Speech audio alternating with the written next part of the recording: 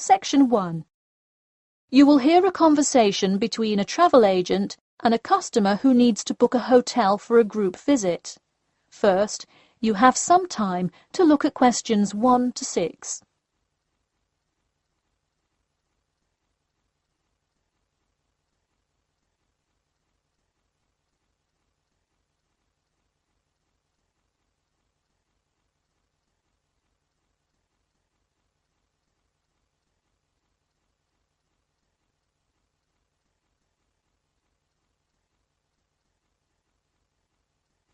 You will see that there is an example which has been done for you. On this occasion only, the conversation relating to this will be played first. Hello, Elite Travel. This is Emily speaking. How may I assist you today? Hi, I have a group visit to plan, and I wonder whether you could help me decide on which hotel to book. I've narrowed it down to either the Winchester, the Royal Hotel, or the Star Hotel. I'm wondering if you have a recommendation. I would be happy to help. Those 3 are excellent choices. If everyone is booking hotel rooms independently, an easy way to do it is online booking. The Star Hotel offers online bookings at no additional charge. It sounds fine. The woman says that the Star Hotel offers online bookings at no additional charge. So, choice B has been written in the space. Now we shall begin. You should answer the questions as you listen, because you will not hear the recording a second time. Listen carefully and answer questions 1 to 6.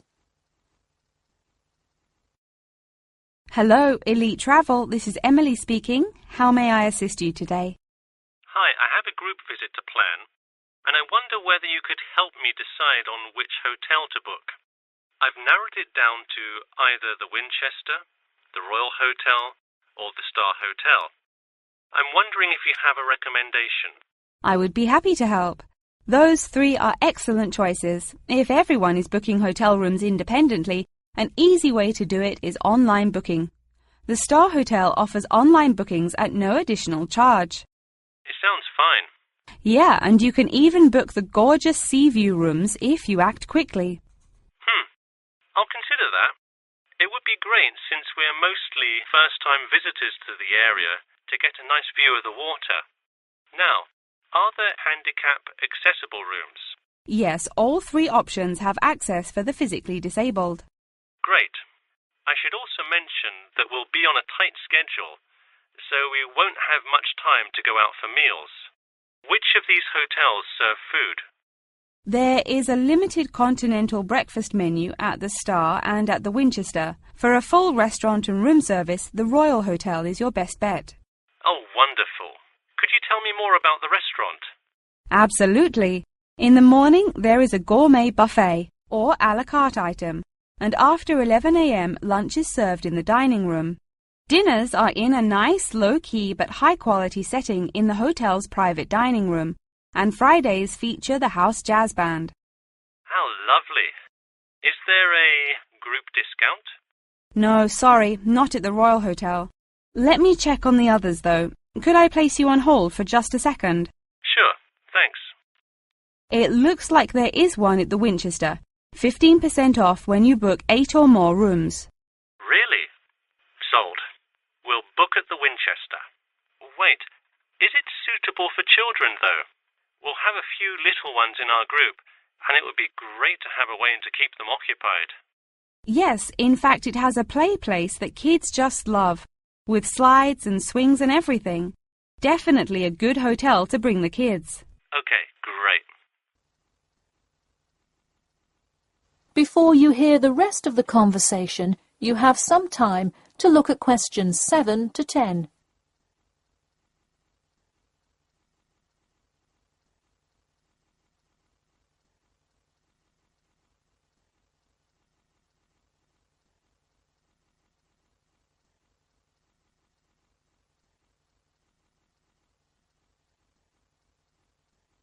Now listen and answer questions 7 to 10.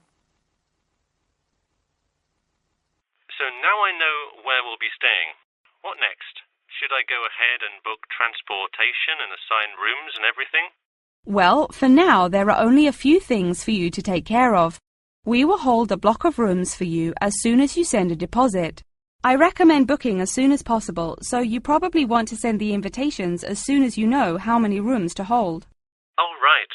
Okay. I'll send the invitations and put down the deposit. Is there anything else I should take care of?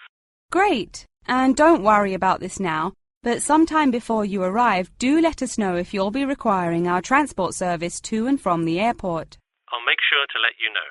Does that incur a service charge, or perhaps a tip, or some presents to show our gratitude for the personal car service? Oh, don't worry about it. It is a free service, so if you would like to tip, you are welcome to do so. But hotel drivers do not accept gifts. Thanks for your help. My pleasure. Enjoy your stay at the Winchester. That is the end of section 1. You now have half a minute to check your answers.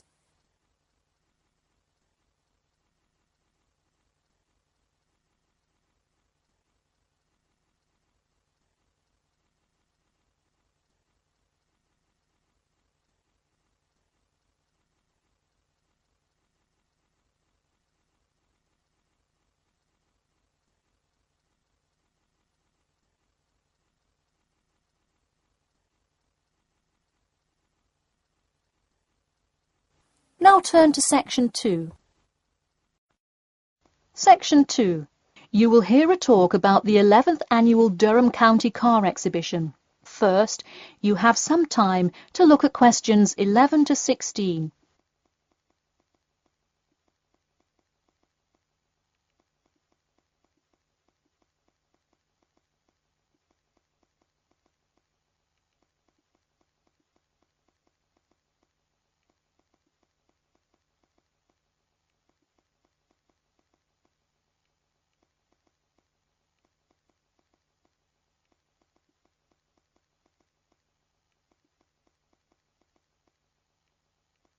Now, listen carefully and answer questions 11 to 16. Ladies and gentlemen of Durham, start your engines. Skip Gordon here, inviting you to the 11th Annual Durham County Car Exhibition. That's right, it's that time of year again. Mark your calendars. The pre-opening event kicks off on the 18th, and the exhibition officially opens to the public on Saturday, March the 19th. Take it from me, you won't want to miss Durham's most attended public event of the year 5 times running. You don't have to be a motorhead to appreciate the finest cars, both new and old, in existence today, but it helps. Be one of the 70,000 people to see everything from big rig monster trucks to good old-fashioned classic hot rods. Get your tickets now. Admission is £10 for adults and £5 for children during off-peak times, and £20 for adults and £10 for children, and senior citizens on weekends and for full-day passes. Come see vintage classics, bid in the auctions, and even test out a few on the Winners' Circle racetrack. An insider tip: weekends are the exact time when all of the best attractions take place, but to avoid Saturday crowds, join us this Sunday. You'll see me, Skip Gordon, and all your friends from WKXP there this Sunday at our very own booth, so stop by and say hi, and you might just win a prize of your own. A new attraction this year will be the addition of a new car category, electricity, namely the electric car class. See displays from Toyota, Honda, and you guessed it, Tesla. Watch as the first generation of fully electric cars compete on style, ride, and watch the main entertainment as there's going to be a fabulous show of racing car to see who takes home fastest battery-powered car. While not typically known for their speed, this new class is guaranteed to surprise you. Before you hear the rest of the talk, you have some time to look at questions 17 to 20.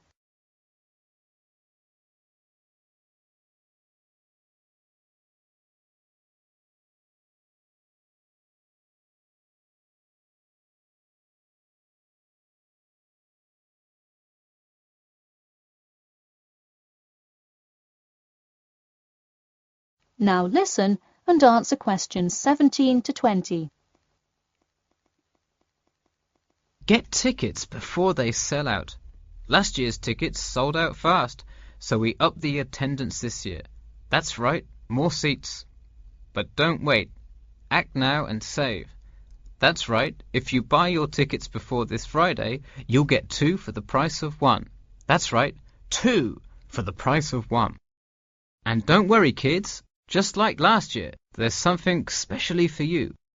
Wreak havoc on the road with the Kids Crazy Cars ride, and then race around the Tiny Tykes track in your favourite child-sized race car.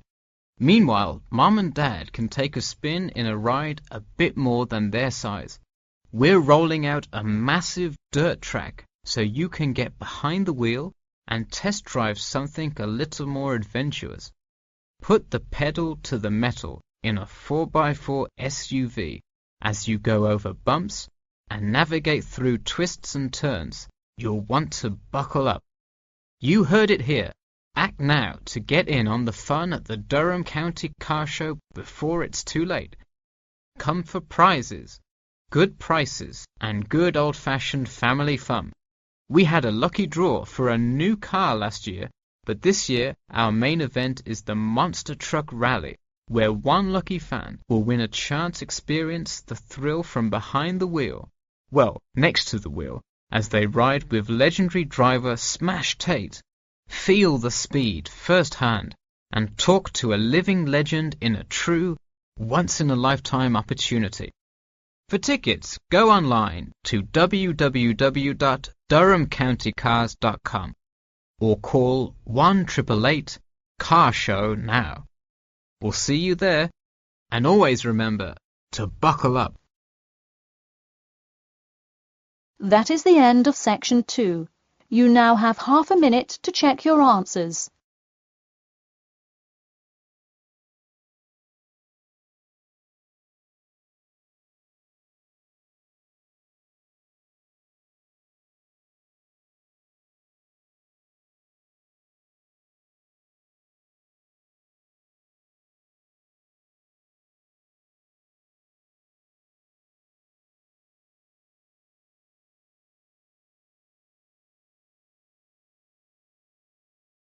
Now turn to section 3.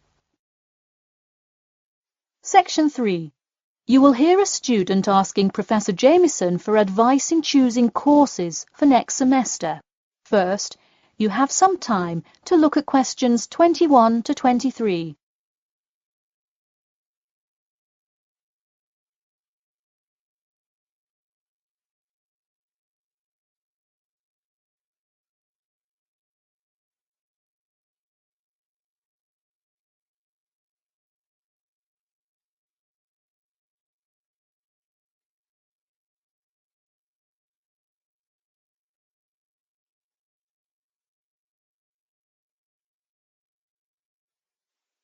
Now, listen carefully and answer questions 21 to 23.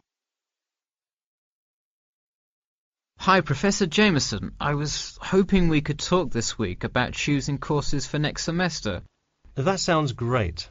Any idea yet, or what you'd like to take? Well, I was hoping you could kind of tell me. There are so many to choose from. I don't even know where to start. Sure. Well, first things first. Do you know what you will major in? It's important to take courses that are relevant to your career path. Well, I think I want to major in biology. I want to go to medical school, so it seems like it would make sense. I agree. If you like biology, it's definitely a good idea to focus on that, since so many of the requirements overlap. Okay, so I should take a few biology classes then? Yes, let's start there. You should pick 1 or 2 biology classes. Not just any biology classes, though. If possible, read online or talk to senior fellows and find out about the structure of the courses. You don't want to end up signing up for 2 classes that require labs in the same semester. You'll spend so much time in the biology department that you won't see the light of day. All right, good idea. I heard labs can be as long as 4 hours. That's true. And another thing, Make sure the topic is either relevant to your major or something you're interested in learning about. It sounds obvious, but do not just take a class because you heard it was easy or because it does not require attendance. Of course not, though it would be really nice to have at least one class that's a little bit less rigorous than the ones I'm taking this semester. I barely sleep as it is with all this studying. That may have more to do with your study habits, though I don't disagree that your schedule is really difficult this semester. Before you hear the rest of the talk, you have some time to look at questions 24 to 30.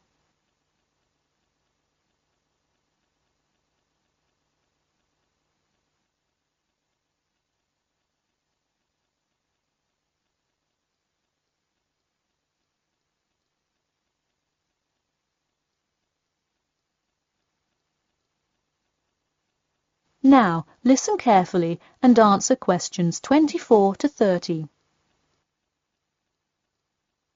So, any idea which biology classes you may decide on for next semester?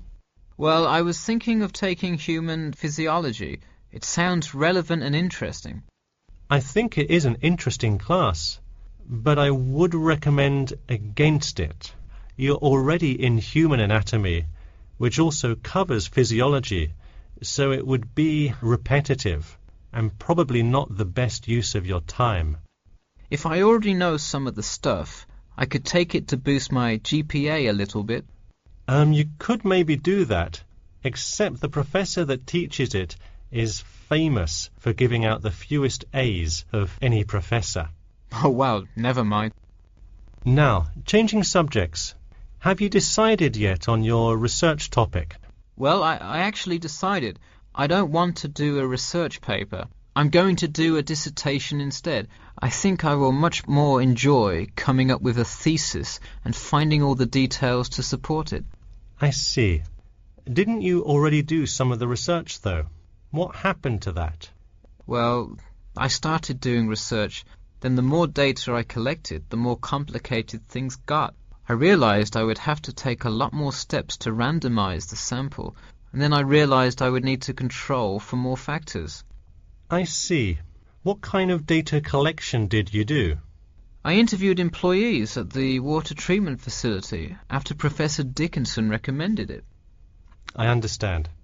Well, the research paper could be much more outside work, but it may be worth it if that is what you're interested in. No, I am a lot happier just doing the dissertation. That's fine with me. Just remember, you need to finish your first draft and send it in soon. It's already the middle of February. Oh, wow, it is, isn't it? I just have to finish it by the end of March, right? Yep, but don't forget, the date will really sneak up on you. Okay, I'll make sure to set reminders in my calendar. And who do I talk to about registering my dissertation? You should go to the department office and then talk to the secretary. I thought I needed to talk to the department head. Not for registering. If you need help developing your dissertation, that's when you should go to the department head. I see. And who would I see about getting access to the database of past research on my topic? That you can find in the computer lab, specifically in the office. You'll have to ask a lab technician to give you access. Okay, well, I'll go ahead and get started on that then. Thanks. That is the end of section 3. You now have half a minute to check your answers.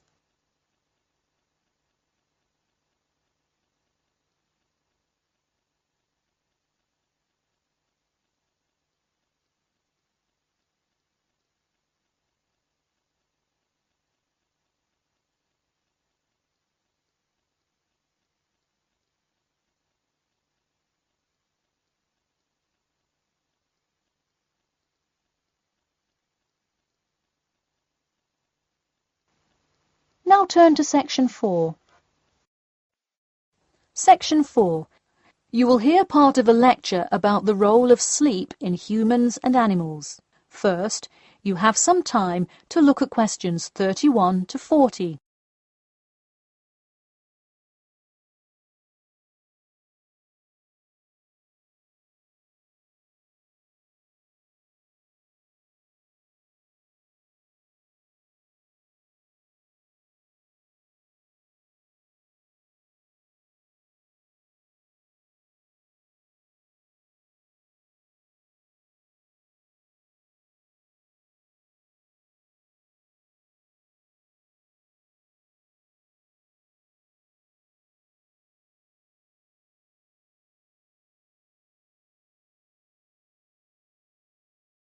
Now, listen carefully and answer questions 31 to 40.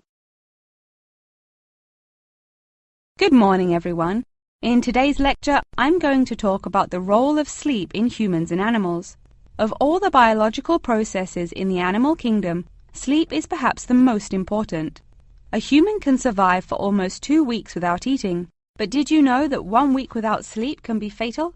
It's even worse for animals, especially for those who must avoid predators. Without sleep, an animal is much less capable of avoiding an attack. This is the case for all animals, whether they are reptiles, mammals, or fish. Let us look now at how different animals sleep, reasons for their ways of rest, and the potential problems they might encounter. In marine life, sleep must be balanced with breathing. For example, the dolphin must float to the surface as it sleeps in order to breathe.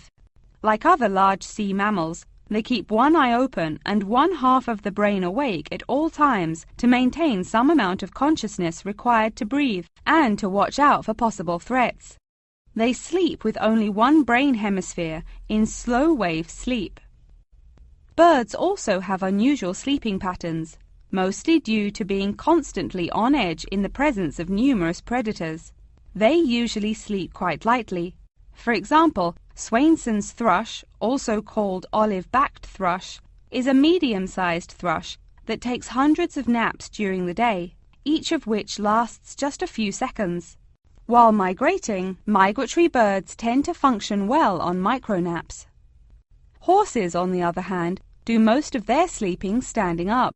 Scientists think that horses developed their habit of sleeping upright as a defense mechanism, a way of protecting themselves against predators, and a standing position keeps a horse in a constant state of readiness to race away if danger should approach. Also, horses do occasionally take short naps lying down. Horses are heavy animals with big muscles, but their bones are surprisingly delicate, so lying in one position for a long time could well injure a horse. Just like humans, animals can also have sleeping problems. Dr. John Hendricks and Adrian Morrison from the School of Veterinary Medicine, University of Pennsylvania in Philadelphia, determined that certain diseases were primarily associated with the sleep states in animals. In their research, they emphasized that because so much in this area still remains unclear, animal models were very important for studies of sleep disorders. The physiology of sleep in animals is similar to that of humans.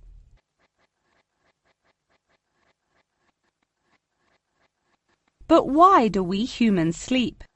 Researchers and scientists believe it helps us organize our memories of the day, that sleep acts as a kind of filing system for the brain. Without it, our thoughts become disorderly and confused, which leads to increased likelihood of accidents and a tendency to say and do bizarre things. Researchers also believe that sleep plays a key role in learning. We sleep so that the brain can integrate new knowledge and form new associations. Because of the similar sleeping pattern to that of humans, rats are often studied in order to increase our knowledge of human physiology. In one study, rats were kept awake for almost 2 weeks and their behavior was observed. Researchers found the sleep-deprived rats could hardly remember anything of what they had been taught that day. For example, one rat had been taught to recognize pictures of various Parisian landmarks in order to receive food. Pressing a button below a picture of the Louvre would result in food being released, and so forth. However, when deprived of sleep, they would press buttons seemingly at random. In addition to rats, the fruit fly, a small insect that feeds and breeds on spoiled fruit, also has been used as a model organism, and thousands of scientists around the world work on it. But why was the fruit fly chosen to be studied? It was for practical reasons. The most important one is that the relationship between fly and human genes is so close that the sequences of newly discovered human genes, including genes that show a susceptibility, can often be matched against their fly counterparts. This provides an indication of the function of the human gene and could help in the development of effective drugs to help people with sleeping disorders. Therefore, many scientists today choose to study the genetic structure of the fruit fly, which could make a particularly important contribution to the understanding of developmental processes in humans. In conclusion, sleep is a necessary part of life, not just for humans, but for the entire animal kingdom. Now, I'd be happy to answer any questions you may have. That is the end of section 4. You now have half a minute to check your answers.